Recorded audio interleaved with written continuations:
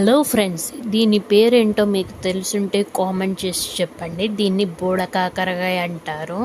మొత్తం అంటే కాకరకాయ లాగే ఉంటుంది, కాకపోతే చిన్న సైజు. కాకరకాయ ఏమో బొడిపొడిగా ఉంటుంది కదా, ఈ బోడ కాకరకాయ ఏమో అంత ముళ్ళుగా ఉంటుంది.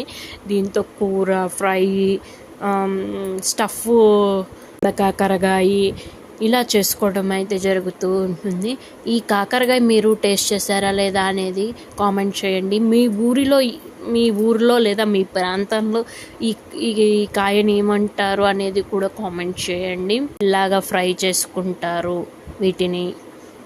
ఆ ముళ్ళును తీయద్దు, పైన ముచ్చిక కింద ముచ్చిక తీసేసి మనకి ఏ షేప్లో కావాలంటే ఆ షేప్లో కట్ చేసుకొని ఫ్రై చేసుకోవటమే.